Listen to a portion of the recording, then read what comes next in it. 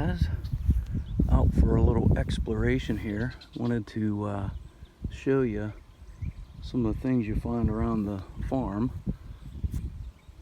These, believe it or not, will be elderberries.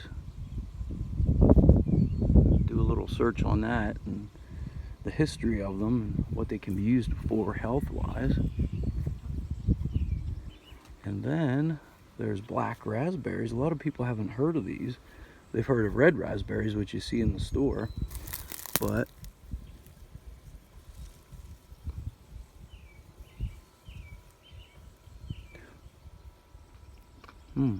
yummy. I'll have to see if we find any more around the side here.